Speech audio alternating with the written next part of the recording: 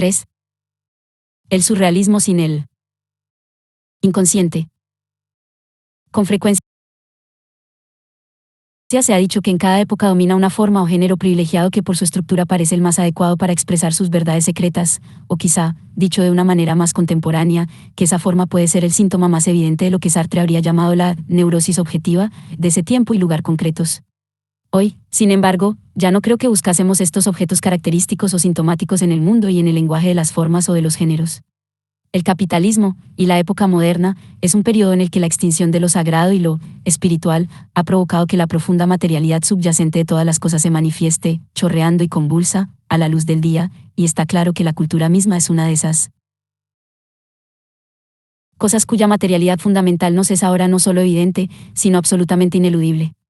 Pero esto también ha sido una lección histórica, que la cultura se haya vuelto material nos ha permitido entender que siempre fue material, o materialista, en sus estructuras y funciones.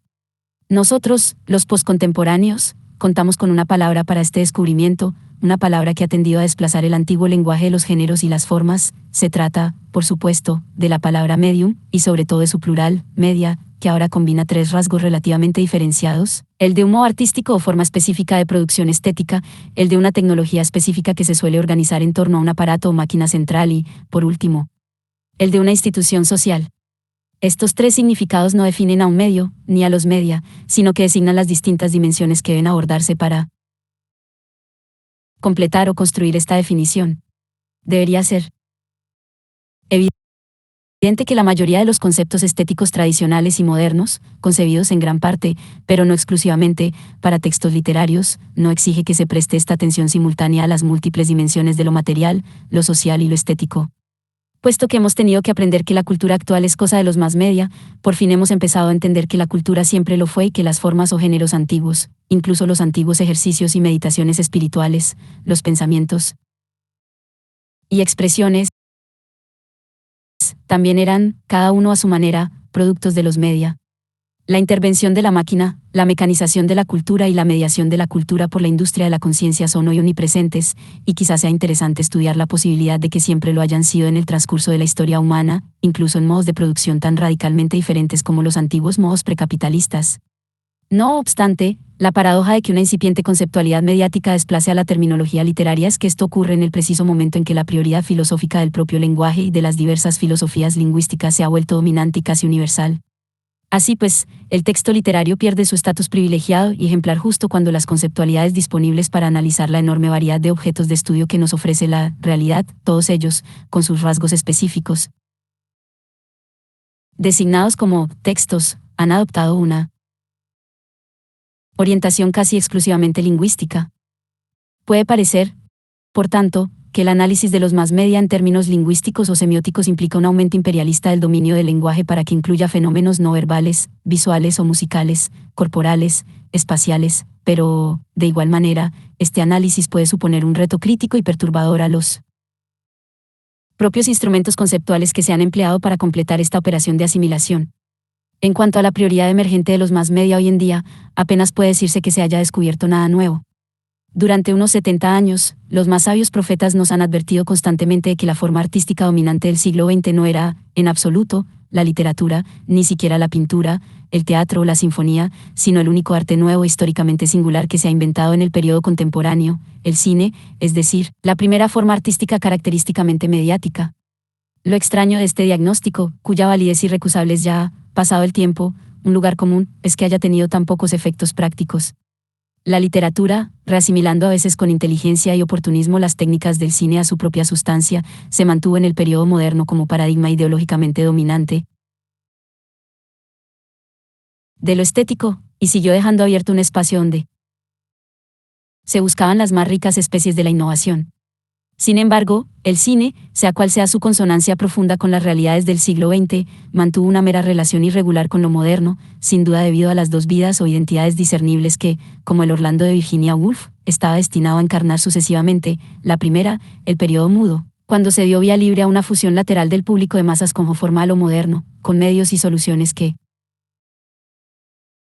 nuestra peculiar amnesia histórica nos impide comprender hoy. La segunda, el periodo sonoro, que surgió como dominio de las formas de la cultura de masas y del mercado, a las que tenía que enfrentarse el medio, hasta que consiguió reinventar las formas de lo moderno de una nueva manera, con los grandes autores de los años 50, Hitchcock, Bergman, Kurosawa, Fellini.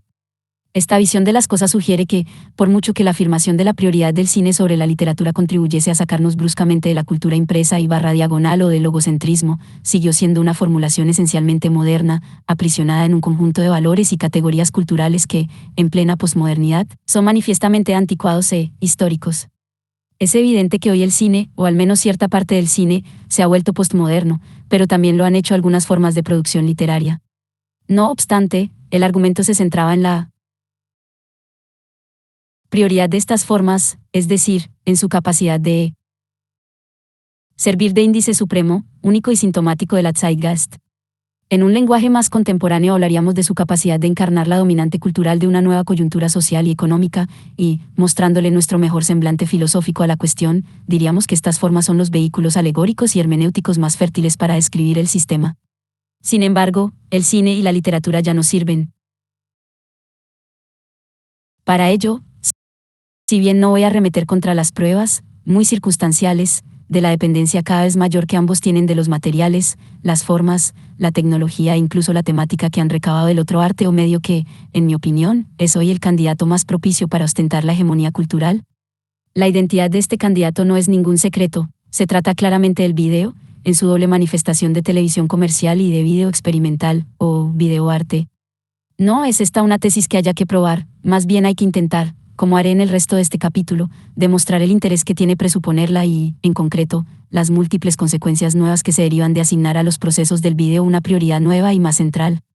Sin embargo, debe subrayarse desde el comienzo un aspecto muy significativo de esta presuposición, ya que implica lógicamente la diferenciación radical y casi a priori entre la teoría cinematográfica y lo que se proponga como teoría, o incluso como descripción, del video. La bonanza actual de la teoría cinematográfica hace que esta decisión y esta advertencia sean inevitables. Si la experiencia de la pantalla de cine y sus imágenes hipnóticas es discernible, y fundamentalmente distinta, de la experiencia del monitor de televisión, y esto podría inferirse científicamente de sus diferencias técnicas en la codificación de la información visual, pero también cabría argumentarlo fenomenológicamente, la madurez y sofisticación de los conceptos del cine oscurecerán la originalidad de su primo hermano. Por eso, los rasgos específicos del video precisan una reconstrucción a partir de cero, sin importar ni extrapolar categorías. Valga aquí una parábola para apoyar esta decisión metodológica. En cierta ocasión, Kafka observó respecto a la vacilación de los escritores judíos centroeuropeos entre escribir en alemán o en yiddish que la cercanía de ambos lenguajes impedía una traducción satisfactoria del uno al otro. Podríamos afirmar algo parecido sobre la relación entre el lenguaje de la teoría cinematográfica y el de la teoría del video, si es que existe algo que pueda llamarse así. Este tipo de duda se ha planteado a menudo, nunca con tanta viveza como en una ambiciosa conferencia sobre el tema organizada por The Kitchen en octubre de 1980. Los dignatarios desfilaron en tropel hasta el podio solo para quejarse de que no podían comprender por qué se les había invitado, ya que carecían de opiniones concretas sobre la televisión, que algunos admitían ver, muchos añadieron, como si se tratase de una ocurrencia posterior, que entre los conceptos que sobre la televisión se habían producido, solo uno tenía cierta viabilidad, el flujo total, de Raymond Williams, 1. Quizás estas dos observaciones guarden una relación más íntima de lo que imaginamos, la obstrucción del pensamiento espontáneo ante esa ventanita sólida contra la que golpeamos nuestras cabezas no se desvincula, precisamente, del flujo total o absoluto que observamos a través de ella. Parece posible que, en una situación de flujo total donde los contenidos de la pantalla manan sin cesar ante nosotros, o en una situación donde las interrupciones, o sea, la publicidad, no son tanto intermisiones como oportunidades fugaces de ir al servicio o comerse un bocadillo, lo que solía llamarse distancia crítica, se haya quedado obsoleto. Apagar la televisión tiene poco que ver con el intermedio de una obra teatral o de una ópera, o con el gran final de un largometraje, cuando las luces regresan lentamente y la memoria inicia su misteriosa tarea. Si todavía es posible algo así como la distancia crítica en una película, sin duda se entreteje con la propia memoria. Pero no parece que la memoria desempeñe ningún papel en la televisión, ya sea en la comercial o en otra, se podría decir que tampoco en la posmodernidad en general. En ella, nada hechiza la mente ni deja postimágenes. Como los grandes momentos del cine, que, por supuesto, no ocurren necesariamente en las grandes películas. Así pues, una descripción de la exclusión estructural de la memoria y de la distancia crítica puede muy bien conducir hasta lo imposible, a saber, una teoría del video, de cómo bloquea su propia teorización convirtiéndose en una teoría por derecho propio. No obstante, mi experiencia es que no se consigue pensar en cosas simplemente decidiéndolo, y que a las corrientes más profundas de la mente a menudo hay que sorprenderlas de modo indirecto, a veces, incluso, con traiciones y ardides, como cuando nos desviamos de una meta con el fin de conseguirla más directamente o apartamos la mirada de un objeto para registrarlo con exactitud. En este sentido, pensar algo adecuado sobre la televisión comercial puede suponer ignorarla y pensar en otra cosa, en nuestro caso, el video experimental, o bien esa forma o género nuevo llamado MTV, del que no puedo ocuparme aquí.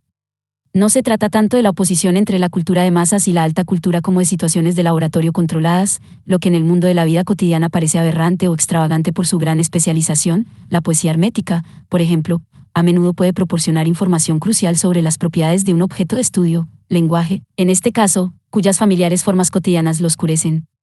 Liberado de toda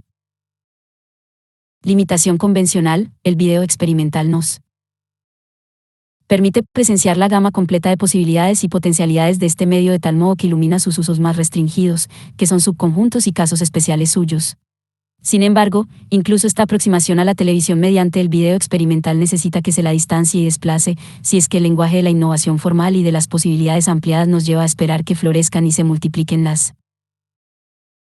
nuevas formas y lenguajes visuales, por supuesto, existen, y en un grado tan desconcertante en la breve historia del videoarte, fechada a veces desde los primeros experimentos de Namjoon Paik en 1963, que podríamos preguntarnos si una descripción o teoría podrá jamás abarcar su diversidad.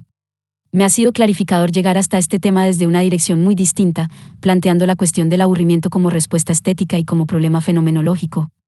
En las tradiciones freudiana y marxista, para la segunda, véase Lukács, pero también la reflexión de Sartre sobre la estupidez, en sus diarios de guerra, el aburrimiento, no se considera una propiedad objetiva de las cosas y las obras sino una respuesta al bloqueo de energías, bien se conciban estas en términos de deseo o de praxis. Así, el aburrimiento es interesante como reacción a situaciones de parálisis y también, sin duda, como mecanismo de defensa o comportamiento de negación. Incluso en el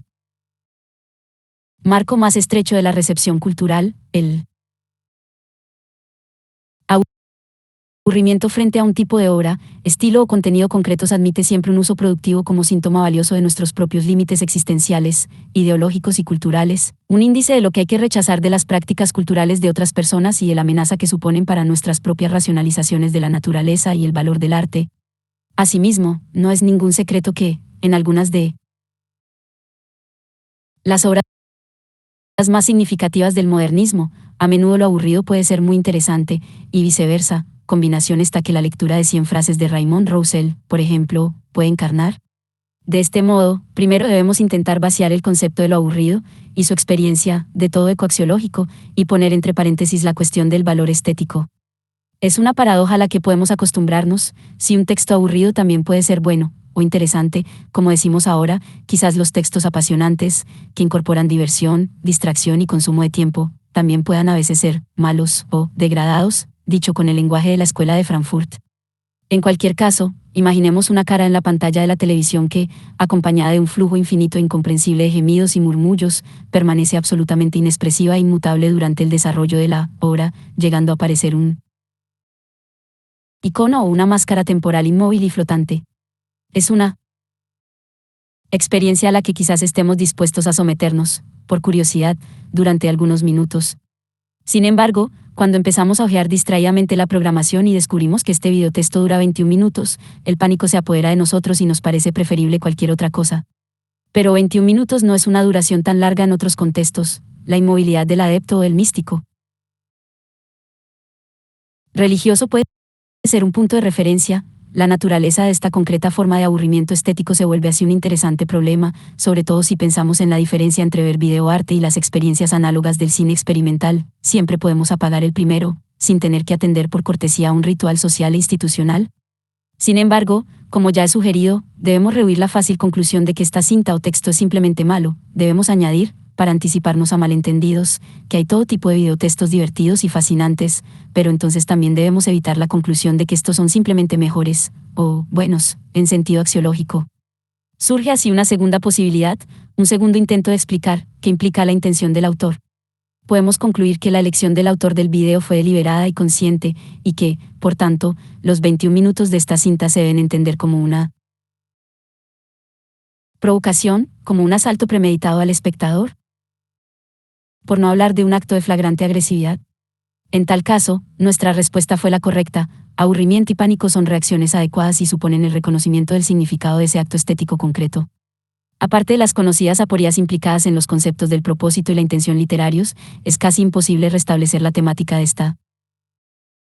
agresividad, estética, de clase, de género o cualquier otra, atendiendo a la cinta de video aislada.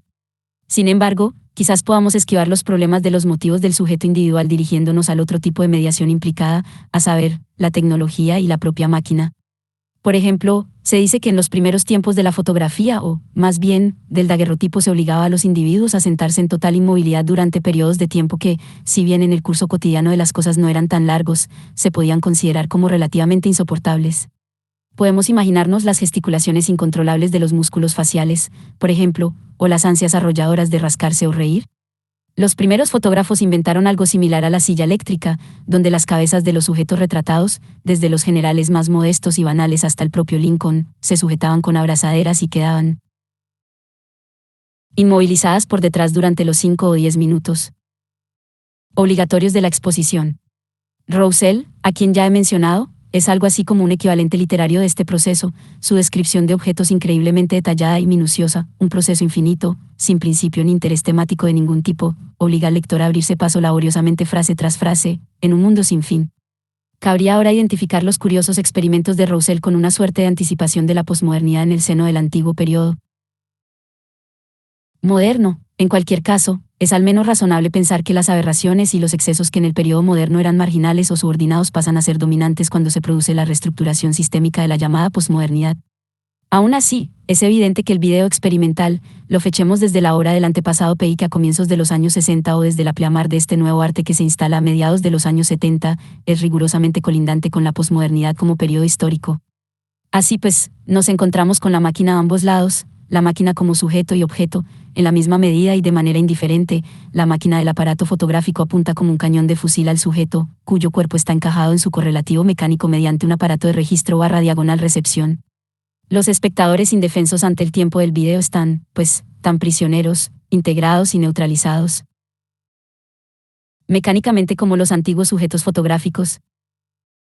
que durante un tiempo se convertían en parte de la tecnología del medio. No cabe duda de que el cuarto de estar, o incluso la relajada informalidad del museo de video, es un lugar inverosímil para que se produzca esta asimilación de los sujetos humanos a la tecnología, pero el flujo temporal total del videotexto exige una atención voluntaria nada relajada, y bastante distinta del cómodo recorrido visual de la pantalla de cine, por no hablar del desapego indiferente del espectador del teatro de Brecht. La teoría cinematográfica reciente ha aportado interesantes análisis, la mayoría desde una perspectiva lacaniana, de la relación entre la mediación de la máquina fílmica y la construcción de la subjetividad del espectador. Esta última, aun estando despersonalizada, tiene a la vez una fuerte motivación para restablecer las falsas homogeneidades del ego y de la representación. Intuyo que la despersonalización mecánica, o descentramiento del sujeto, llega aún más lejos en el nuevo medio, donde los propios autores se disuelven junto al espectador, aspecto al que enseguida volveré en otro contexto. Al ser el video un arte temporal, es posible observar en la propia experiencia del tiempo los efectos más paradójicos de esta apropiación tecnológica de la subjetividad. Aunque siempre lo olvidemos, todos sabemos que las escenas y las conversaciones ficticias de la pantalla de cine escorzan drásticamente la realidad, según avanza el reloj, y que, debido a los misterios, hoy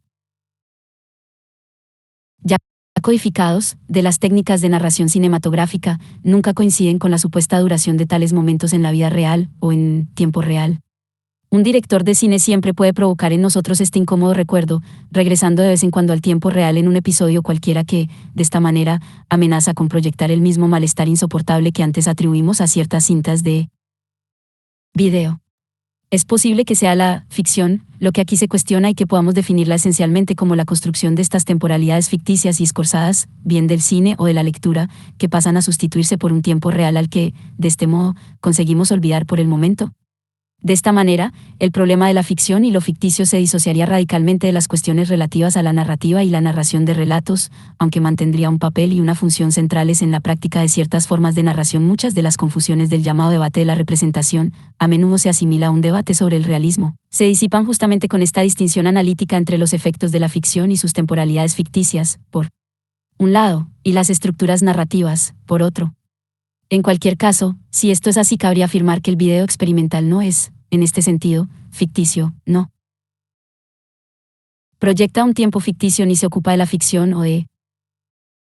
las ficciones, aunque puede tratar con estructuras narrativas. Esta primera distinción posibilita otras, y plantea interesantes problemas nuevos. El cine, por ejemplo, se acerca en su forma documental al estatus de lo no ficticio, pero varias razones me llevan a sospechar que casi todo el cine documental, y el video documental, sigue proyectando una suerte de ficción residual, una especie de tiempo documental construido, desde el seno de su ideología estética y de sus ritmos y efectos secuenciales. Mientras tanto, junto a los procesos no ficticios del video experimental, hay al menos una forma de video que aspira claramente a una ficción de tipo cinematográfico. Se trata de la televisión comercial, cuyas características peculiares, tanto si las deploramos como si las celebramos, quizás se comprendan mejor mediante una descripción del video experimental. En otras palabras, describir series de televisión, obras dramáticas y similares en términos de la imitación que este medio hace de otras artes y medios, sobre todo de la narrativa cinematográfica, probablemente nos condene a pasar por alto el aspecto más interesante de su situación de producción, es decir, cómo consigue producir la televisión comercial el simulacro del tiempo ficticio a partir de los lenguajes rigurosamente no ficticios del video. En cuanto a la temporalidad, el movimiento moderno la concibió, en el mejor de los casos, como una experiencia, y en el peor como un tema, si bien la realidad que atisbaron los primeros modernos del siglo XIX, a la que remite el término ennui, es ya, sin duda, la temporalidad del aburrimiento que hemos localizado en el proceso del video, el transcurso del tiempo real minuto a minuto, la aterradora realidad irrevocable que subyace al contador en marcha. Pero quizás la participación de la máquina en todo esto nos permita esquivar ahora a la fenomenología y a la retórica de la conciencia y de la experiencia, para enfrentarnos a esta temporalidad aparentemente subjetiva de una manera nueva y materialista que, a su vez, también es un nuevo tipo de materialismo, no de la materia sino de la maquinaria. Reformulando nuestras observaciones iniciales en torno al efecto retroactivo de los nuevos géneros, podríamos decir que es como si la llegada de la máquina, tan central en la organización de Marx del capital, descubriera de modo inesperado la materialidad producida de la vida y el tiempo humanos. En efecto, junto a las diversas versiones fenomenológicas de la temporalidad y a las filosofías e ideologías del tiempo, hemos llegado a recabar un amplio espectro de estudios históricos sobre la construcción social del propio tiempo, siendo sin duda el más influyente el ensayo clásico de P. Thompson, 2, sobre los efectos de introducir el cronómetro en el ámbito laboral. El tiempo real es, en este sentido, tiempo objetivo, esto es, el tiempo de los objetos, un tiempo sometido a las mediciones a que se someten los objetos. El tiempo mensurable se convierte en una realidad con la llegada de la propia medición, o sea, de la racionalización y la reificación tal como las entendieron Weber y Lukács. El tiempo del reloj presupone una peculiar máquina espacial, es el tiempo de una máquina o, mejor aún, el tiempo de la máquina misma. He intentado sugerir que el video es algo único, y en este sentido, algo históricamente privilegiado o sintomático, porque es el único arte o medio de comunicación donde el lugar preciso de la forma es esta costura fundamental entre el espacio y el tiempo, también porque su maquinaria domina y despersonaliza específicamente tanto al sujeto como al objeto, transformando al primero en un mecanismo de registro casi material del tiempo mecánico del segundo y de la imagen videográfica o flujo total. Si aceptamos la hipótesis de que se puede periodizar el capitalismo atendiendo a los saltos cuánticos o mutaciones tecnológicas con los que responde a sus más profundas crisis sistémicas, quizás quede un poco más claro por qué el video, tan relacionado con la tecnología dominante del ordenador y de la información de la etapa tardía, o tercera, del capitalismo, tiene tantas probabilidades de erigirse en la forma artística por excelencia del capitalismo tardío. Estas observaciones nos permiten volver al concepto del flujo total y abordar su relación con el análisis de la televisión comercial, o de ficción, de una forma distinta. El tiempo material o de la máquina interrumpe el flujo de la televisión comercial con ciclos de programación de 1 hora y de media hora, salpicados por esas sombras espectrales que son los breves ritmos de los anuncios. He insinuado que estos cortes regulares y periódicos nada tienen que ver con los tipos de clausura de las demás artes, incluso del cine, pero aún así permiten simular esta clausura y, por tanto, la producción de una suerte de tiempo de la ficción. El simulacro de lo ficticio. Usa esas interrupciones materiales, de forma similar al aprovechamiento que hace un sueño de estímulos corporales externos para reinsertarlos dentro de sí y convertirlos en comienzos y finales aparentes, o, en otras palabras, es la ilusión de una ilusión, la simulación de segundo orden de algo que, en otras formas artísticas, es una ficción o temporalidad ilusoria de primer orden. Pero solo una perspectiva dialéctica que postule presencias y ausencias, apariencias y realidades, o esencias, puede revelar estos procesos constitutivos. Por ejemplo, para una semiótica unidimensional o positivista que solo puede operar con las puras presencias y los datos existentes de segmentos de vídeo, ya sea comercial o experimental, estas dos formas afines aunque dialécticamente tan distintas se reducen a cortes y duraciones de un material idéntico, al que se aplican entonces idénticos instrumentos de análisis. La televisión comercial no es un objeto autónomo de estudio, para comprenderla tal y como es. Hay que situarla dialécticamente frente a ese otro sistema significante que hemos llamado video experimental, o videoarte. 3. La hipótesis de que el medio del video posee una mayor materialidad sugiere que quizás sea mejor buscar analogías en otros lugares, y no en las obvias referencias dobles de la televisión comercial, del cine de ficción o incluso del cine documental. Debemos considerar la posibilidad de que el precursor más sugerente de esta nueva forma se halle en la animación o en el dibujo animado, cuya singularidad materialista, y no ficticia, paradójicamente, presenta al menos dos facetas: por un lado, una correspondencia o ajuste constitutivo entre un lenguaje musical y uno visual, dos sistemas plenamente elaborados que ya no se subordinan uno a otro, como en el cine de ficción, y, por otro, la obvia elaboración de las imágenes animadas que, en su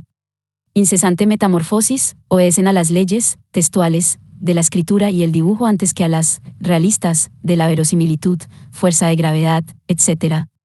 La animación fue la primera gran escuela que enseñó a leer los significantes materiales, en lugar del aprendizaje narrativo de los objetos de la representación, personajes, acciones y similares.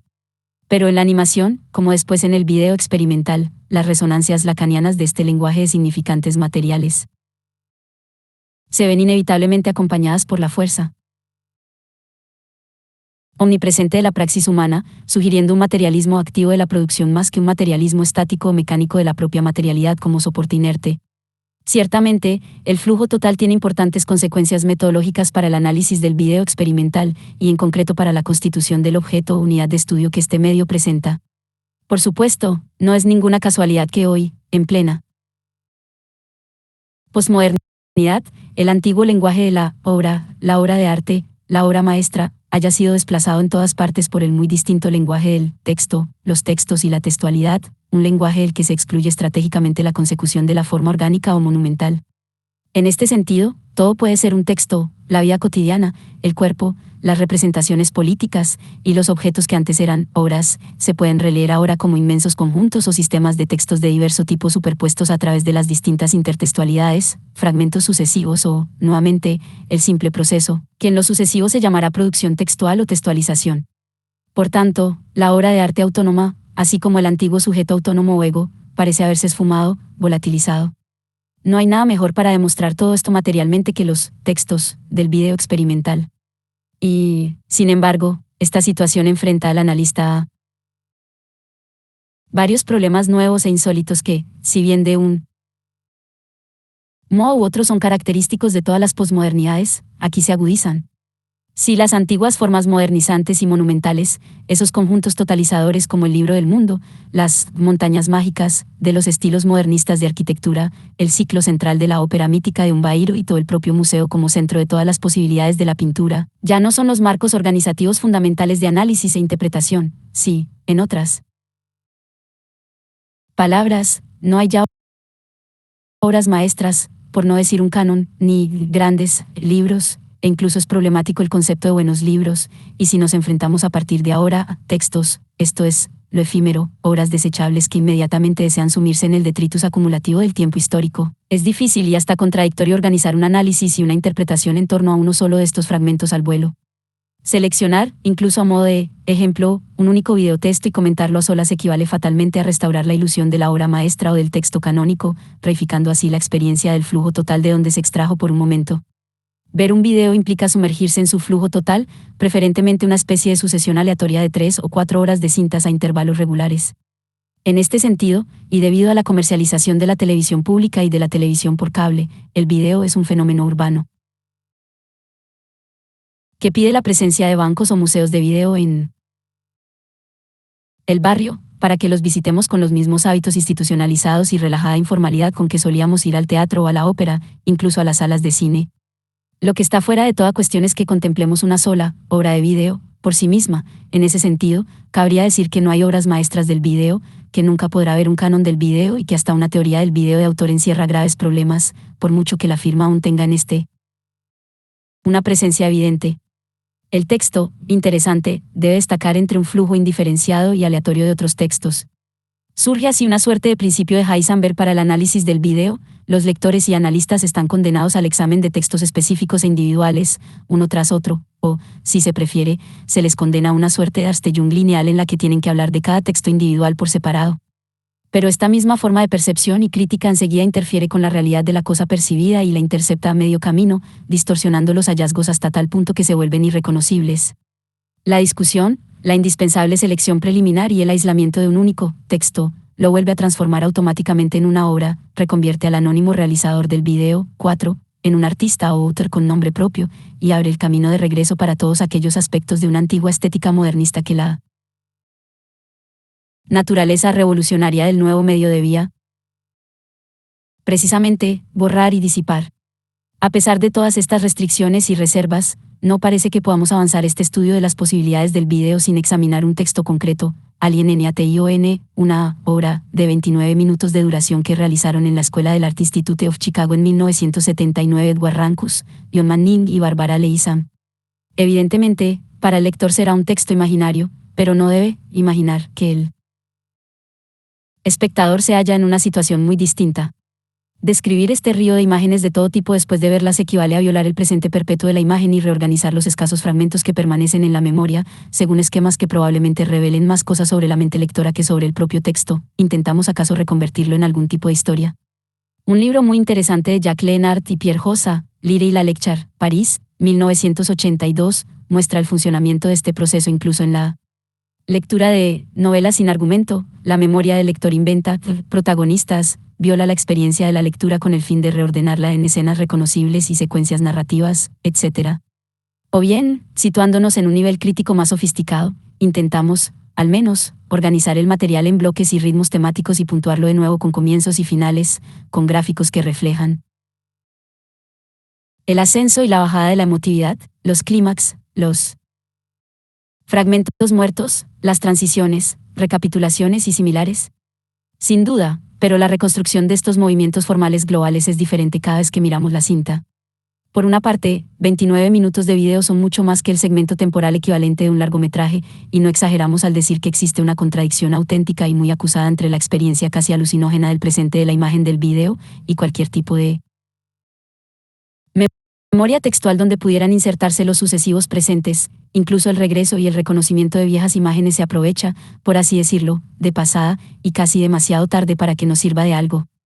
Si el contraste con las estructuras de la memoria de las películas de ficción al estilo de Hollywood es absoluto y obvio, parece, y esto es más difícil de documentar o de argumentar, que la brecha entre esta experiencia temporal y la del cine experimental no es menor.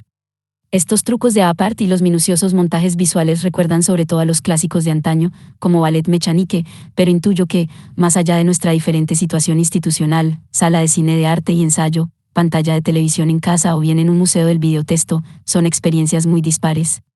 Concretamente, los bloques de material son mayores en el cine y se perciben de manera más exagerada y tangible, incluso cuando se suceden a toda velocidad, determinando un sentido de las combinaciones más lento que el que permiten los atenuados datos visuales de la pantalla de televisión. Así pues, solo podemos enumerar unos cuantos materiales de video que no son temas, en su mayoría, son citas materiales procedentes de algún almacén semicomercial, pero que sin duda no presentan la densidad de la puesta en escena de Bazin, pues incluso los segmentos que no se han extraído de secuencias ya existentes, sino que obviamente se han filmado para esta cinta, presentan un aspecto de productos desgastados y descoloridos que los vuelve ficticios y los escenifica frente a la realidad manifiesta de las otras imágenes en el mundo, de los objetos imágenes. Hay así un sentido en el que la palabra colas todavía puede notar esta justaposición de lo que quisiéramos llamar materiales, naturales, las secuencias fílmicas nuevas o directas, y los materiales artificiales, las imágenes precocinadas que la máquina misma ha mezclado. Pero la jerarquía ontológica del antiguo colas pictórico sí sería errónea. En esta cinta de vídeo, lo natural es peor y ha sufrido una mayor degradación que lo artificial, que ya no connota la segura vida cotidiana de una nueva sociedad construida humanamente, como ocurría con los objetos del cubismo, sino el ruido y las señales embrolladas, la inconcebible basura informativa de la nueva sociedad de los media. Hay primero un pequeño chiste existencial sobre un punto de tiempo extirpado de una cultura temporal parecida a una crepe. Después aparecen ratones de laboratorio, mientras una voz recita informes pseudocientíficos y programas terapéuticos, como enfrentarse al estrés, el cuidado de la belleza, hipnosis para adelgazar, etc. Sigue un metraje de ciencia ficción, con música de monstruos y diálogos camp, procedente en su mayor parte de una película japonesa de 1965, Monster Zero. A estas alturas, el aluvión de materiales barra diagonal imágenes se vuelve demasiado denso como para enumerarlo. Efectos ópticos, juegos de construcción y grúas infantiles, reproducciones de pintura clásica, maniquíes, imágenes publicitarias, impresos de ordenador, ilustraciones de libros de texto, figuras de cómic que se levantan y caen, incluido un maravilloso sombrero de Magritte que se hunde lentamente en el lago Michigan, relámpagos difusos, una mujer acostada y quizás hipnotizada, a menos que, como en la novela de Rob Grillet, se trate tan solo de la fotografía de una mujer acostada y quizás hipnotizada, y también vestíbulos ultramodernos de hoteles u oficinas, con escaleras mecánicas que suben en todas direcciones y a distintos ángulos, tomas de una esquina callejera con poco tráfico, un niño subió a una gran rueda y unos cuantos peatones con la compra, un inquietante primer plano de detritus y bloques de construcción infantiles a la orilla de un lago. En uno de los bloques reaparece el sombrero de Magritte en la realidad, suspendido sobre un palo en la arena, sonatas de Beethoven, los planetas de Holst, música disco, órganos funerarios, efectos de sonido del espacio exterior, el tema de Lawrence de Arabia acompañando la llegada de platillos volantes al horizonte de Chicago, una grotesca secuencia donde se disecciona con escalpelos unos rectángulos naranja parecidos a los bollitos Hostess Twinkies, y luego se los estruja con un torno y se destrozan a puñetazos, un recipiente de leche que gotea, Baylands de discoteca en su hábitat, imágenes de planetas, primeros planos de diversos tipos de pinceladas, anuncios para cocinas de los años 50, y muchas cosas más.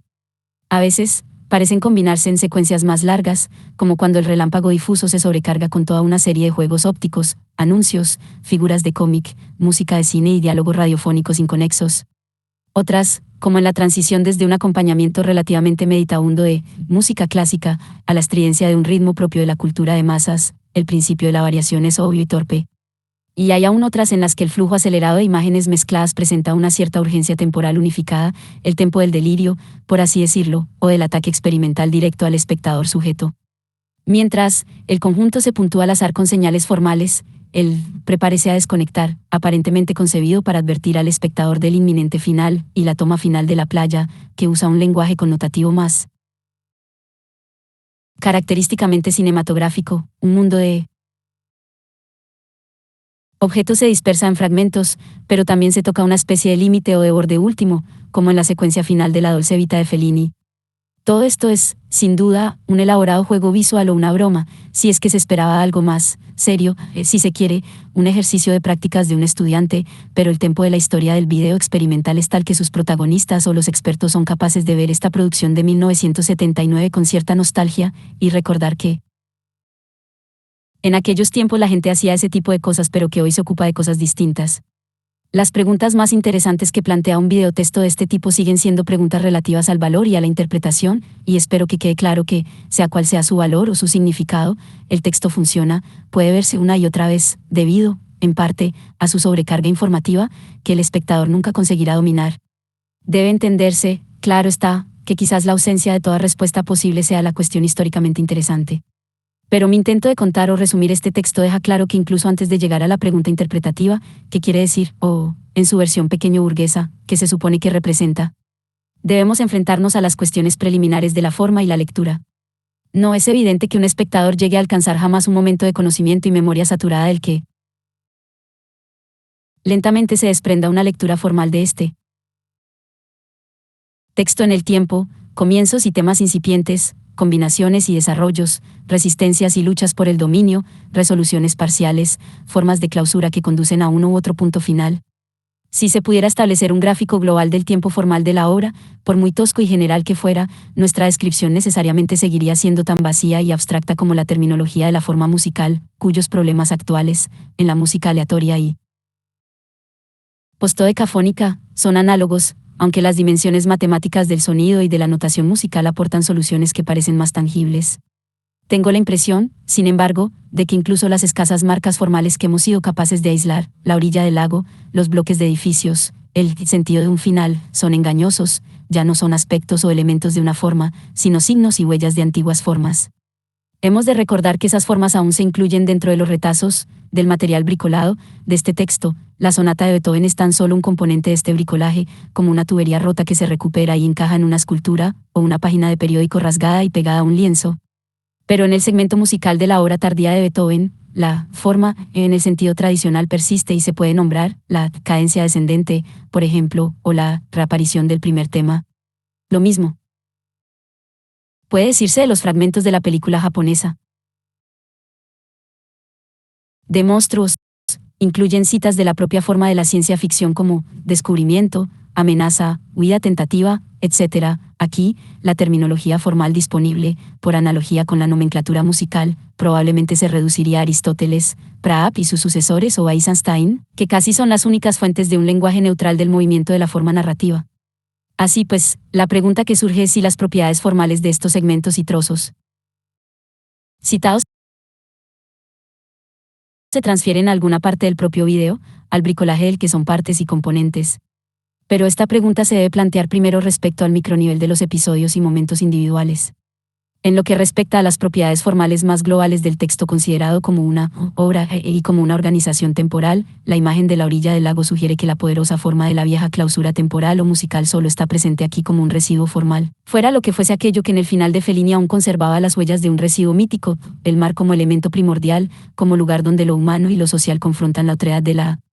naturaleza, es algo borrado y olvidado desde hace tiempo. Ese contenido se ha esfumado, dejando tan solo un tenue vestigio de su connotación formal originaria, esto es, de su función sintáctica como clausura. En este punto más atenuado del sistema de signos, el significante se ha vuelto poco más que un débil recuerdo de un signo anterior y, en efecto, de la función formal de ese signo ahora extinto. El lenguaje de la connotación que comenzó a imponerse en el párrafo anterior exige a su vez una relectura del más importante análisis que existe de este concepto, el de Roland Barthes. Siguiendo a Hemsleb, Barthes lo desarrolló en sus mitológicas, pero en su posterior trabajo, textual, rechazó la diferenciación implícita entre lenguajes de primer y segundo grado. Denotación y connotación. Estos debieron de llegar a parecerle una réplica de las antiguas divisiones entre lo estético y lo social, entre el libre juego artístico y la referencialidad histórica, divisiones estas que ensayos como el placer del texto procuraron eludir. No importa que la teoría anterior, que aún hoy ejerce una enorme influencia en los estudios de los media, invirtiera ingeniosamente las prioridades de esta oposición, asignando autenticidad, y por tanto valor estético, al valor denotativo de la imagen fotográfica y una culpable funcionalidad social o ideológica a su prolongación más artificial, en textos publicitarios. Estos, apropiándose del texto denotativo originario para convertirlo en su nuevo contenido, fuerzan a las imágenes ya existentes a servir a cierto juego ampliado de pensamientos degradados y mensajes comerciales. Cualesquiera que sean los intereses e implicaciones de este debate, es obvio que la clásica concepción temprana de Barthes sobre el funcionamiento de la connotación solo puede resultarnos interesante si la complicamos de modo adecuado, quizás hasta volverla irreconocible. Y es que aquí la situación es la inversa de la publicitaria, donde los signos, más puros, y, en cierto sentido, más materiales fueron apropiados y readaptados para servir de vehículos a toda una gama de señales ideológicas. Aquí, por el contrario, las señales ideológicas están ya insertadas en los textos primarios, que a su vez son profundamente culturales e ideológicos. La música de Beethoven incluye el connotador de música clásica, en general. La película de ciencia ficción incluye muchos temores y mensajes políticos, una forma de guerra fría norteamericana readaptada a la política antinuclear japonesa, uniéndose después las dos en el nuevo connotador cultural de lo camp. Sin embargo, en una esfera cultural cuyos productos tienen funciones que trascienden ampliamente las estrechas funciones comerciales de las imágenes publicitarias, aunque, cierto es, siguen incluyendo algunas y repiten sus estructuras de otra manera, la connotación es un proceso polisémico donde coexisten diversos mensajes. Así, la alternancia de Beethoven y la música disco emite sin lugar a dudas un mensaje relativo a la clase, lo culto versus lo popular o la cultura de masas, privilegio y educación versus diversiones más populares y corpóreas, pero también sigue transmitiendo el antiguo contenido de cierta solemnidad trágica, el sentido formal del tiempo de la forma sonata, la alta seriedad, con que la más rigurosa estética burguesa se enfrenta al tiempo, la contradicción y la muerte. Esta seriedad se enfrenta ahora a la incesante distracción temporal de la música comercial metropolitana de la época postmoderna, que llena espacio y tiempo implacablemente, hasta el punto de que las antiguas cuestiones, trágicas, parecen irrelevantes. Todas estas connotaciones entran en juego de modo simultáneo. En la medida en que parece fácil reducirlas a algunas posiciones binarias que acabamos de mencionar, alta cultura y cultura de masas, y solo en esa medida, nos hallamos en presencia de una suerte de tema que, en su límite externo, nos permite que ejerzamos un acto interpretativo y sugerir que el videotexto es sobre esta oposición concreta. Regresaremos a estas posibilidades u opciones interpretativas más adelante. Debe excluirse, sin embargo, que en este videotexto concreto funcione algo así como un proceso de desmitificación. Todos sus materiales están degradados, tanto Beethoven como la música disco.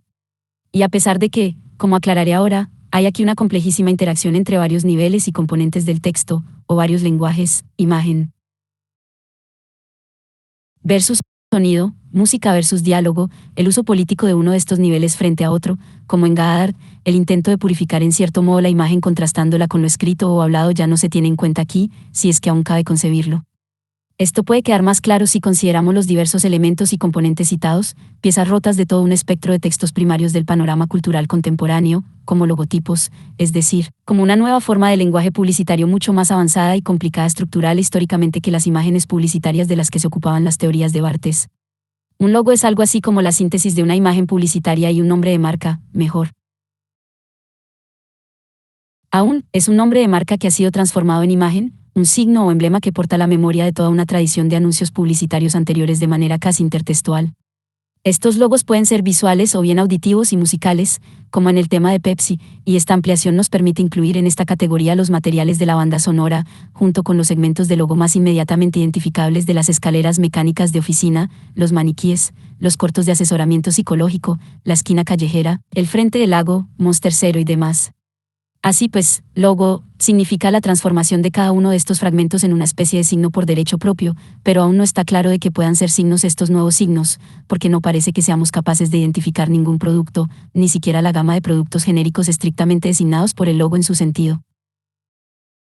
originario de distintivo de una empresa multinacional diversificada. Aún así, el término genérico resulta sugerente si consideramos sus implicaciones literarias con más amplitud que las antiguas tablas estáticas de los géneros o tipos fijos. El consumo cultural genérico que proyectan estos fragmentos es más dinámico y debe asociarse a la narrativa, que, a su vez, se concibe ahora en el sentido más amplio de un tipo de consumo textual. En esta línea, los experimentos científicos son narrativas en la misma medida que Lawrence de Arabia. La imagen de oficinistas y burócratas que suben por escaleras mecánicas no es menos narrativa que los clips cinematográficos de ciencia ficción, o que la música de terror, incluso la foto fija de los relámpagos sugiere un conjunto múltiple de marcos narrativos, Ansel Adams, el terror de la gran tormenta, el logo del paisaje de los westerns al estilo Remington, lo sublime dieciochesco, la respuesta divina a la ceremonia de petición de lluvias o el comienzo del final del mundo.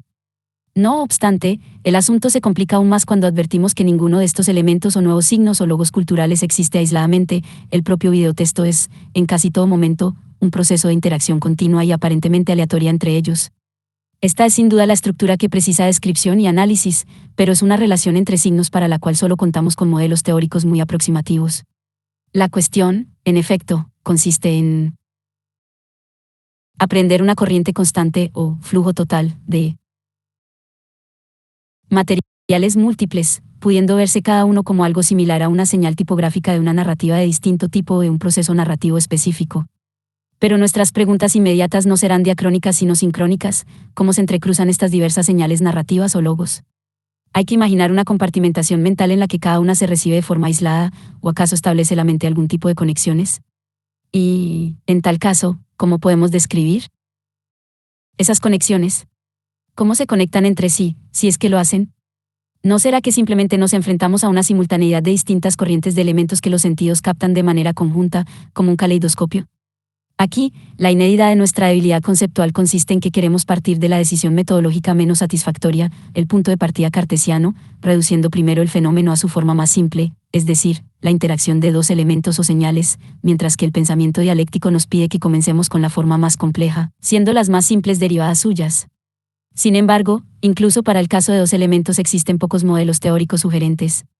El más antiguo, por supuesto, es el modelo lógico de sujeto y predicado que, despojado de su lógica proposicional, con sus oraciones afirmativas y asunciones de verdad, se ha reescrito en tiempos recientes como relación entre un tema y un comentario. La teoría literaria se ha visto obligada, en su mayor parte, a abordar esta estructura solo en el análisis de la metáfora, para el que resulta sugerente la distinción de I. A. Richards entre un tema y un vehículo. Sin embargo, la semiótica de Peirce, que insiste en aprender el proceso de interpretación, o simiousas, en el tiempo, reformula útilmente todas estas distinciones en términos de un signo inicial respecto al que un segundo signo es un interpretante. Y, por último, la teoría narrativa contemporánea, con su distinción operativa entre la fábula, la anécdota, las materias primas de la narración básica, y la propia puesta en escena, el modo de narrar o representar esos materiales, en otras palabras, su focalización. Lo que se debe retener de estas formulaciones es que plantean dos signos de idéntico valor y naturaleza, y hay que observar que en el momento de su intersección se establece inmediatamente una nueva jerarquía en la que un signo se convierte en algo así como el material al que el otro se aplica, o en el que el primer signo establece un contenido y un centro al que se conecta el segundo para desempeñar funciones auxiliares y subordinadas, y aquí las prioridades de la relación jerárquica parecen reversibles. Pero la terminología y la nomenclatura de los modelos tradicionales no contemplan lo que, sin duda, se convierte en una propiedad fundamental del torrente de signos de nuestro contexto de video, que intercambian lugares, que ningún signo único mantiene un carácter prioritario como tema de la operación, que la situación en que un signo funciona como interpretante de otro es más que provisional, siendo susceptible de cambiar sin aviso, y que en el impulso de rotación incesante que tenemos ante nosotros ambos signos intercambian sus posiciones de una manera desconcertante y casi permanente. Esto es similar a la distracción benjaminiana, elevada a una potencia nueva históricamente original. De hecho, me atrevería a sugerir que esta formulación nos confiere al menos una caracterización adecuada de cierta temporalidad propiamente postmoderna, cuyas consecuencias debemos extraer ahora. Y es que aún no hemos descrito bastante la naturaleza del proceso a través del cual, aun considerando los desplazamientos continuos que hemos subrayado, un elemento, o signo, o logo, comenta y en cierto modo al otro funciona como su interpretante. El contenido de ese proceso, sin embargo, estaba ya implícito en el propio logo, que hemos descrito como señal o taquigrafía de un cierto tipo de narrativa. Por tanto, el intercambio microscópico atómico o isotópico que aquí se analiza no puede ser sino la captura de una señal narrativa por otra, la reescritura de una forma de narrativización en términos de otra diferente que, por ahora, tiene más fuerza, la incesante renarrativización mutua de elementos narrativos ya existentes. Así pues, y partiendo de los ejemplos más simples, no parece improbable que imágenes como las secuencias de la model o maniquí se escriban de una forma directa y simple cuando se cruzan con el campo de fuerzas de la película de ciencia ficción y sus diversos logos, visual, musical, verbal. En momentos así, el familiar mundo humano de la publicidad y la moda se vuelve extraño, concepto al que volveremos, y los grandes almacenes contemporáneos se vuelven tan raros y glaciales como las instituciones sociales de una sociedad extraterrestre de un lejano planeta. De modo muy parecido, algo le ocurre a la fotografía del sujeto femenino yacente cuando se la recubre relámpagos, subspicia temitatis, quizá. ¿Cultura versus naturaleza? Sea como sea, estos dos signos no pueden evitar entablar una relación en la que las señales genéricas de uno comienzan a predominar. Por ejemplo, es más difícil imaginar cómo la imagen de la mujer hipnotizada podría atraer el relámpago hacia su órbita temática. Por último, es evidente que a medida que la imagen de los ratones se cruza con los textos sobre experimentos conductistas y sobre orientación psicológica y profesional, esta combinación va produciendo mensajes predecibles sobre los mecanismos ocultos de programación y condicionamiento de la sociedad burocrática. Pero estas tres formas de influencia o renarrativización, extrañamiento genérico, oposición de naturaleza y cultura y crítica cultural psicológica y existencial, para consumo masivo, son tan solo algunos de los efectos provisionales dentro de un repertorio de interacciones mucho más complejo cuya tabulación sería sumamente aburrida, si no ya imposible. Aún así, hay quienes incluirían la oposición entre la alta cultura y la cultura de masas antes descrita, y también la alternancia más diacrónica entre las escenas callejeras desastradas y naturales, filmadas directamente, y el flujo de estereotipos de los media en el que se insertan. Cabe plantear ahora las cuestiones relativas a la prioridad o a la influencia desigual en nuevos términos, que no tienen por qué limitarse a la cuestión, sin duda central, de la prioridad relativa del sonido y la imagen. Los psicólogos distinguen entre formas de reconocimiento auditivas y visuales. Según parece, las primeras son más instantáneas y funcionan mediante gestalt auditivas o musicales plenamente formadas, mientras que las segundas se someten a un análisis por niveles que quizá nunca cristalicen algo adecuadamente reconocible. En otras palabras, reconocemos al instante una sintonía, pero los platillos volantes que debieran permitirnos identificar la clase genérica de un fragmento cinematográfico pueden seguir siendo objeto de una vaga mirada geométrica que no se molesta en encasillarlos en su obvia posición cultural y connotativa. En tal caso, está claro que los logos auditivos tenderían a dominar y reescribir a los visuales. Y no a la inversa, aunque hubiéramos querido pensar que las fotografías de los maniquíes, por ejemplo, ejercen un extrañamiento sobre la música de ciencia ficción, reconvirtiéndola en un tipo de basura cultural de finales del siglo XX de su misma clase. Más allá de este caso tan simple de la influencia relativa de signos procedentes de sentidos y medios diferentes, persiste el problema más general del peso relativo que tienen en nuestra cultura los diversos sistemas genéricos, y es la ciencia ficción más poderosa. A priori, que el género que llamamos publicidad, o que el discurso que ofrece imágenes de la sociedad burocrática, la competitividad, la oficina, la rutina, o que el listado informático, o que ese género, sin nombre de imágenes visuales que hemos llamado efectos apart, que probablemente connoten mucho más que la nueva tecnología de los gráficos. En mi opinión, la obra de Goddard atiende a este tema o, al menos, lo plantea explícitamente de diversas maneras parciales. Cierto videoarte político, como el de Martha Asle, también le da vueltas a estas influencias desiguales de los lenguajes culturales, con el fin de problematizar conocidas prioridades culturales. Pero el videotexto que aquí analizamos no nos permite formular estos temas como si fuesen problemas, ya que su propia lógica formal, lo que hemos llamado el impulso de rotación incesante de su constelación provisional de signos, depende de hacer desaparecer estos problemas. Esta tesis y esta hipótesis nos conducirán a las cuestiones relativas a la interpretación y el valor estético que hasta ahora hemos postergado. La pregunta interpretativa, ¿sobre qué trata el texto u obra?, suele alentar una respuesta temática, como sucede, en efecto, en el feliz título de la cinta que nos ocupa, Alien Nation. Ahí está, y ahora nos enteramos, se trata de la alienación de toda una nación, o quizás de un nuevo tipo de nación organizada en torno a la alienación misma. El concepto de alienación era riguroso cuando se utilizaba específicamente para enunciar las privaciones concretas de la vida de la clase obrera, como en los manuscritos de París de Marx, y también desempeñó una función específica en un momento histórico, la apertura de Khrushchev, que tanto los radicales del este, Polonia, Yugoslavia, como los del oeste, Sartre, creyeron que podría inaugurar una nueva tradición en el pensamiento y la práctica marxistas. Ciertamente, esto no nos sirve de mucho como designación general para el malestar espiritual, burgués. Pero no es esta la única razón del descontento que se siente cuando, en medio de espléndidas performances posmodernas como usa de Laurie Anderson, la repetición de la palabra alienación, susurrada al público como de pasada, hacía difícil evitar la conclusión de que aquello también debía de ser algo, sobre lo que trataba la obra. Se siguen entonces dos conclusiones casi idénticas, así que esto era lo que sé. Suponía que significaba, así que solo era esto lo que sé. Suponía que significaba. El problema ofrece dos caras. La alienación, en primer lugar, no es meramente un concepto moderno sino también una experiencia moderna, aunque no puedo desarrollar aquí este punto, sí diré que la fragmentación psíquica es un término más adecuado para lo que nos aqueja hoy en día, si es que necesitamos darle un nombre. Pero la segunda ramificación del problema es la decisiva, sea cual sea ese significado y su aceptabilidad. ¿Qué significado? Se tiene la sensación más profunda de que textos como USA o Alien Nation no debieran tener absolutamente ningún significado en ese sentido temático. Esto es algo que todos pueden comprobar observándose a sí mismos y atendiendo más de cerca a esos momentos en que sentimos por un momento la desilusión que yo sentí en los momentos explícitamente temáticos de USA. Los momentos del video de Rankus Manning Latam que permiten sentir algo similar ya se han enumerado en otro contexto. son, exactamente, aquellos en los que la intersección de signo e interpretante parece producir un mensaje fugaz, alta cultura versus baja cultura. En el mundo moderno todos estamos programados como ratones de laboratorio, naturaleza versus cultura, etc. La sabiduría vernácula nos dice que estos temas son cursis, tanto como la propia alienación, si bien no son lo bastante anticuados como para hacer camp. Pero sería un error simplificar esta interesante situación reduciéndola a una pregunta sobre la naturaleza y la cualidad, la sustancia intelectual, de los propios temas. De hecho, nuestro análisis anterior puede proporcionar una explicación mucho mejor de tales periodos.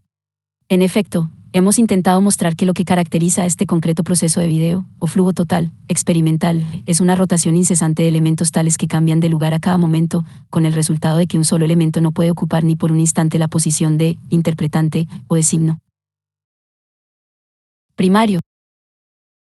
sino que debe ser desplazado al instante siguiente. La terminología cinematográfica de encuadres y tomas no parece adecuada para este tipo de sucesión.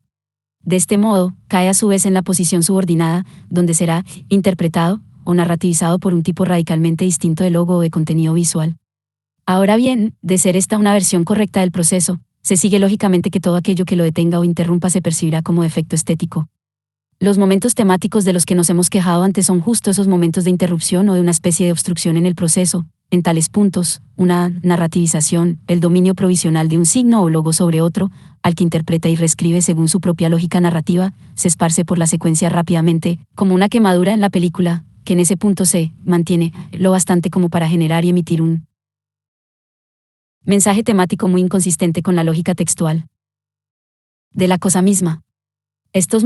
momentos implican una peculiar forma de reificación, que también podríamos definir como tematización, palabra de Paul de Man, que usaba para caracterizar la mala interpretación de Derrida como filósofo, con un sistema filosófico, sobre la escritura. Así pues, la tematización es el momento en que a un elemento, a un componente de un texto, se lo eleva al rango de tema oficial, convirtiéndose en candidato al honor aún mayor de ser el significado de la obra. Pero esta reificación temática no es necesariamente una función de la cualidad filosófica o intelectual del propio tema, sea cual sea el interés y la viabilidad filosófica de la idea de la alienación de la vida burocrática contemporánea. Su aparición aquí como tema se considera un defecto debido a razones ante todo formales. Esta tesis se podría defender a la inversa, identificando otro posible desliz de nuestro texto en la dependencia excesiva de los efectos de extrañamiento, de los fragmentos de ciencia ficción japonesa, al verse repetidamente. Sin embargo, queda claro que no eran tan frecuentes como recordábamos. Si esto es cierto, estamos ante una tematización de tipo narrativo o genérico más que ante una degradación fruto de una filosofía pop y una daxa estereotípica. Podemos extraer ahora algunas consecuencias inesperadas de este análisis, que no solo afectan a la polémica cuestión de la interpretación en la posmodernidad, sino también al asunto del valor estético, que hemos aplazado provisionalmente al inicio de este debate. Si la interpretación se entiende, en sentido temático, como separación de un tema o significado fundamental, parece evidente que el texto posmoderno, hemos escogido esta cinta de video como ejemplar privilegiado, se define desde esta perspectiva como una estructura o flujo de signos que se resiste al significado. Su lógica interna fundamental consiste en excluir la aparición de temas como tales, y por tanto se propone sistemáticamente minar las tentaciones interpretativas tradicionales, algo que recoge la intuición profética de Susan Sontag en su también titulada obra Contra la interpretación, en los albores de lo que aún no se llamaba época postmoderna. A partir de esta tesis surgen entonces, de modo inesperado, nuevos criterios de valor estético, sea lo que sea un buen, por no decir un gran, videotexto, será malo o defectuoso siempre que tal interpretación sea posible, siempre que el texto abra paso negligentemente a estos lugares y zonas de la tematización. No obstante, la interpretación temática, la búsqueda del significado de la obra, no es la única operación hermenéutica concebible a la que pueden someterse los textos, incluido este. Quisiera describir otras dos opciones interpretativas antes de concluir.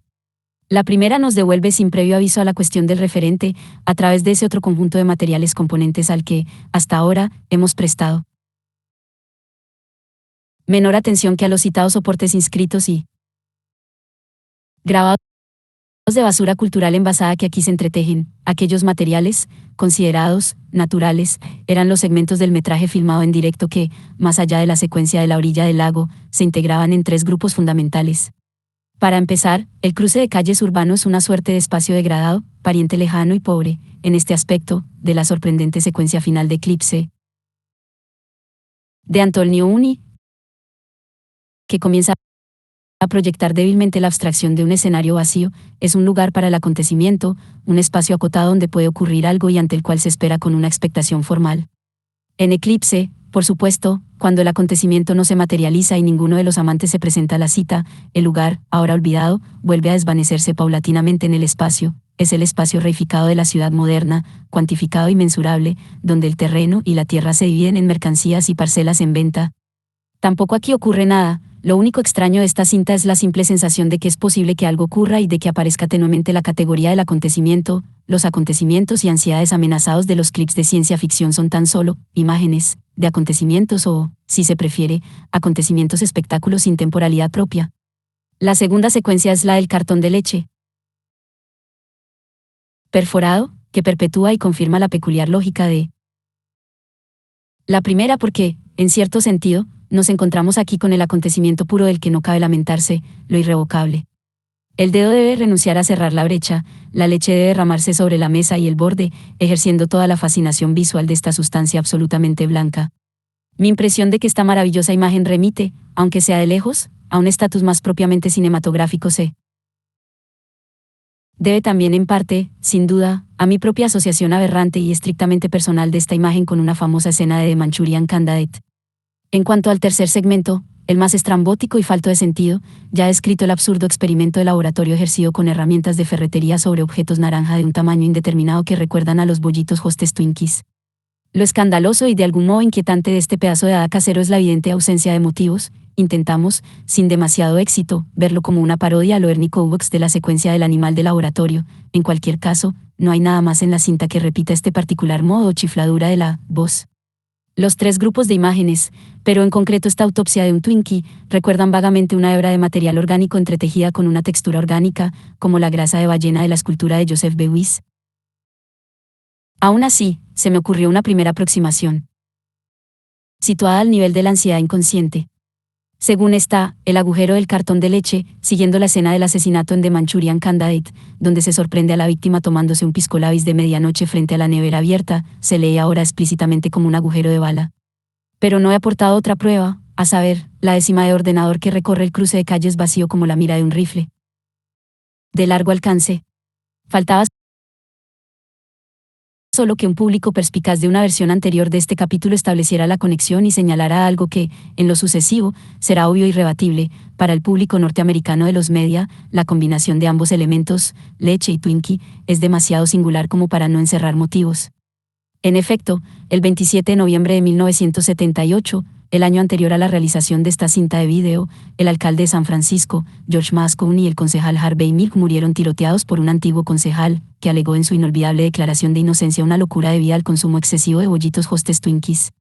Aquí, pues, se revela por fin el referente, el hecho bruto, el acontecimiento histórico, el auténtico sapo de este peculiar jardín imaginario. Encontrar este referente equivale a realizar un acto de interpretación o revelación hermenéutica de muy distinto talante al que hemos debatido, ya que, si decimos que Alien N-A-T-I-O-N es sobre esto, esta expresión ha de tener un sentido muy distinto al que recibe cuando decimos que el texto trata sobre la alienación misma. El problema de la referencia ha sufrido un desplazamiento y una estigmatización excepcionales en el seno de los diversos discursos postestructuralistas hegemónicos que caracterizan al momento actual, y, junto a este problema, todo lo que suene a realidad, representación, realismo, y similares, incluso la palabra historia contiene una R. Tan solo Lacan ha seguido hablando sin pudor de lo real, definiéndolo, sin embargo, como una ausencia. Todas las respetables soluciones filosóficas al problema de un mundo externo real e independiente de la conciencia son tradicionales, y esto significa que, por muy lógicamente satisfactorias que sean, y la verdad es que ninguna lo fue demasiado, no son candidatas adecuadas para participar en la polémica contemporánea. La hegemonía de las teorías de la textualidad y la textualización significa, entre otras cosas, que el billete de acceso a la esfera pública donde se debaten estas cuestiones es un acuerdo, tácito o no, con las presuposiciones básicas de un campo general de problemas, algo que las posturas tradicionales ante estos asuntos rechazan de antemano. Mi propia impresión es que el historicismo ofrece una escapatoria peculiarmente inesperada a este círculo vicioso o dilema irresoluble. Plantear el tema, por ejemplo, del destino del Referente, en la cultura y el pensamiento contemporáneos no es afirmar una antigua teoría de la referencia ni rechazar de antemano los nuevos problemas teóricos. Por el contrario, estos problemas se retienen y refrendan, con la condición de que no solo sean problemas interesantes en sí mismos, sino también, y al mismo tiempo, síntomas de una transformación histórica. En el caso concreto que nos ocupa, he defendido la presencia y existencia de lo que considero un referente palpable, a saber, la muerte y el hecho histórico, que en última instancia no se pueden textualizar y se abren paso por la elaboración textual, por la combinación y el juego libre. Lo real, nos dice Lacan, es lo que se resiste a la simbolización absolutamente. Debo añadir enseguida que esto no supone ninguna victoria filosófica especialmente triunfal de un supuesto realismo frente a las diversas concepciones textualizantes del mundo. Y es que la afirmación de un referente enterrado, como en nuestro ejemplo, es una calle de dos sentidos cuyas direcciones antitéticas pueden nombrarse emblemáticamente represión y Aufhebung, o negación dialéctica. La imagen no puede decirnos si estamos mirando un sol naciente o uno poniente. Nuestro descubrimiento documenta la persistente, pertinaz, omnipresente y gravitatoria imputación de la referencia. O, por el contrario, muestra el proceso histórico tendencial por el que la referencia es sistemáticamente procesada, desmantelada, textualizada y volatilizada, dejando poco más que un resto indigerible. Sea cual sea el modo de ocuparse de esta ambigüedad, queda la cuestión de la lógica estructural de la propia cinta, de la que esta secuencia filmada directamente es tan solo una hebra entre muchas y, además, singularmente menor, aunque sus propiedades acaparen cierta atención. Incluso si su valor referencial pudiera demostrarse de modo satisfactorio, la lógica de la conjunción y la disyunción rotatorias antes descrita funciona claramente para disolver este valor, que se tolera tan poco como la aparición de temas individuales. Tampoco está claro cómo podría desarrollarse un sistema axiológico, en cuyo nombre pudiéramos entonces afirmar que estas extrañas secuencias son, en cierto modo, mejores que la irresponsabilidad, aleatoria y sin metas de los colajes de estereotipos mediáticos. No obstante, hay otro modo de interpretar esta cinta, una interpretación que intentaría poner de relieve el propio proceso de producción más que sus supuestos mensajes, significados o contenido.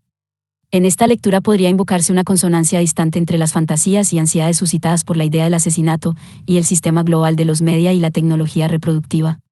La analogía estructural entre estas dos esferas sin aparente relación se asegura en el inconsciente colectivo mediante la idea de la conspiración, mientras que el asesinato de Kennedy, inseparable ya de su cobertura informativa, marcó en la memoria histórica la coyuntura histórica entre ambas.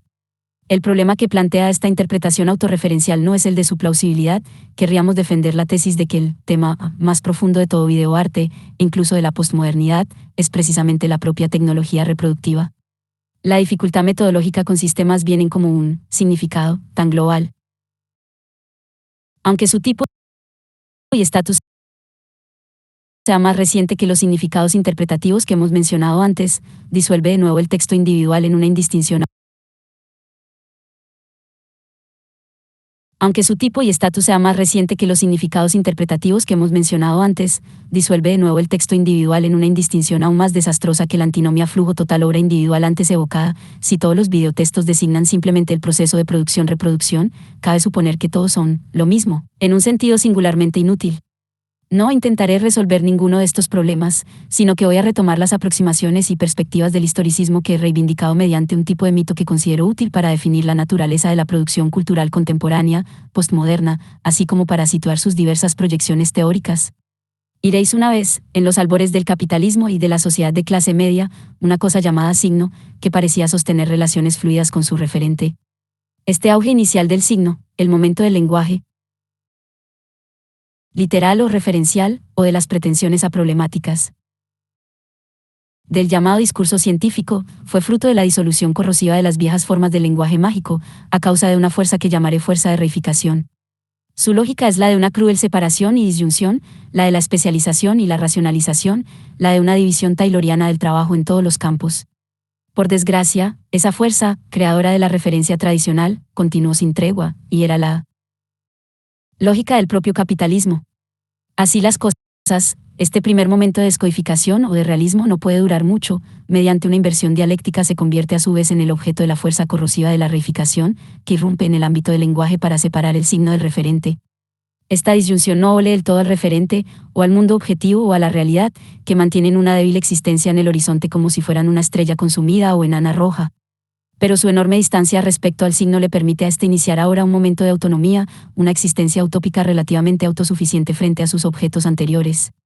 Esta autonomía de la cultura, esta semiautonomía del lenguaje, es el momento del modernismo y de un ámbito de lo estético que reduplica el mundo sin pertenecer del todo a él, adquiere así un cierto poder negativo o crítico, pero también una cierta futilidad ultramundana. Pero la fuerza de la reificación, que fue